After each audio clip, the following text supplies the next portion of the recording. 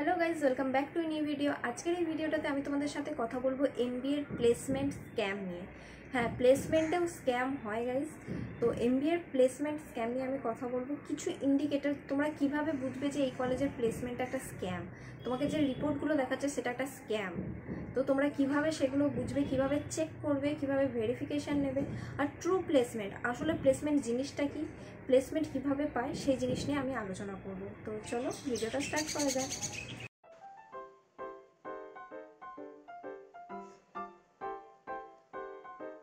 ফার্স্টে আমি যেটা কথা বলবো, সাম ইন্ডিকেটর, মানে কি কি জিনিস আছে যেগুলো দেখে তোমরা বুঝতে পারবে যে প্লেসমেন্ট একটা স্ক্যাম। সেটা হচ্ছে আনপেড ইন্টার্নশিপ। এমবিএতে আনপেড ইন্টার্নশিপ খুব কম হয়। এটা কোনো জেনারেল কোর্স নয়, এটা এমবিএ। সো যদি কোনো কলেজ আনপেড ইন্টার্নশিপ প্রোভাইড করে সেক্ষেত্রে কিন্তু এটা একটা নেগেটিভ সাইন।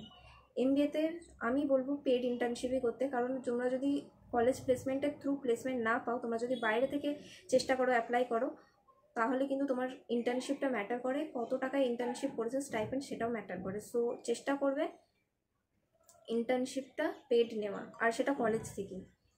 এরপর হচ্ছে ফেক অফার। তোমরা যে অফারগুলো দেখবে যেখানে ডেজিগনেশনগুলো আছে সেগুলো তোমরা একবার ক্রস চেক করে নেবে। সেগুলো গুগলে সার্চ করে নেবে, বা যার নাম আছে তাকে তুমি ফেসবুকে সার্চ করলে বা লিঙ্কডিনে সার্চ করলে, যদি তুমি তাকে পাও সো তাকে ডাইরেক্ট মেসেজ করলে, যে জিজ্ঞেস করলে যে জিনিসটা কীরকম। সো সেখান থেকে তোমরা জানতে পেরে যাবে।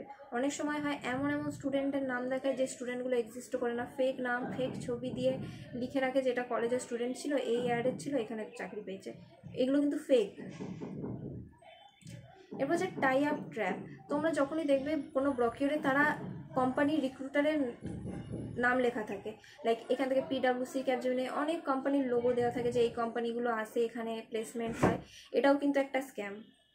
তোমরা সেই কোম্পানি গুগলে সার্চ করে দেখে নিতে পারো যে এখানের সাথে টাই আপ আছে কি না, কারণ ওরা যা পারছে সেই কোম্পানির ছবি চিটিয়ে দিচ্ছে, বলছে এখানে এরা আসে প্লেসমেন্টের জন্য। এটা কিন্তু একটা স্ক্যাম। তো তোমরা এই জিনিসগুলো চেক করে নিও।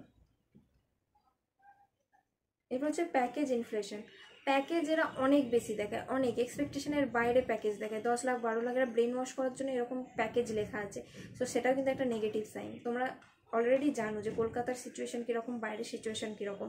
সো তোমাদের একটা আইডিয়া আছে যে প্লেসমেন্ট কত টাকার হতে পারে। কেউ যদি বলে কলকাতার মধ্যে সে ফ্রেশার 12 লাখ টাকার প্যাকেজ পেয়ে গেছে, 12-13 লাখ টাকা 5-6 জন পেয়ে গেছে, এটা স্ক্যাম। এবার হচ্ছে অ্যাকচুয়াল প্লেসমেন্টের মানেটা কি। প্লেসমেন্টের মানে হচ্ছে ভেরিফাইড অফার, যে অফারগুলো একদম ভেরিফাইড থাকবে, যে প্লেসমেন্টগুলো আছে সেগুলোর ভেরিফিকেশান থাকবে। ভেরিফিকেশান হয় একটা রেফারেন্স কোড দিয়ে, সেই রেফারেন্স কোডটা যেন থাকে, সেটা দেখতে পারো তোমরা। এরপর হচ্ছে অ্যালুমিনি কানেক্ট। অ্যালুমিনি হচ্ছে যারা পাস আউট করেছে তোমার কলেজ থেকে, স্টুডেন্ট তোমারই সিনিয়র, তোমার ব্যাচের, তাদের সাথে তোমরা কানেক্ট করার চেষ্টা করো। লিঙ্কডিনে দেখতে পারো বা ফেসবুকে দেখতে পারো, তাদের সাথে মেসেজে কথা বলো যে কলেজটা কীরকম। যারা প্লেসমেন্ট পেয়েছে তাদের সাথেও কথা বলো, যারা প্লেসমেন্ট পায়নি তাদের সাথেও কথা বলো, কারণ তুমি দুটো পয়েন্ট অফ ভিউ পাবে। যারা প্লেসমেন্ট পেয়েছে তারা একরকম পয়েন্ট অফ ভিউ জানাবে, যারা প্লেসমেন্ট পায়নি তারা কলেজ সম্পর্কে আরেকটা পয়েন্ট অফ ভিউ জানাবে। তোমরা দুটো পয়েন্ট অফ ভিউ যখন জানতে পারবে তখন তুমি একটা সিদ্ধান্তে আসতে পারবে। এবার যে সিটিসি ব্রেকডাউন।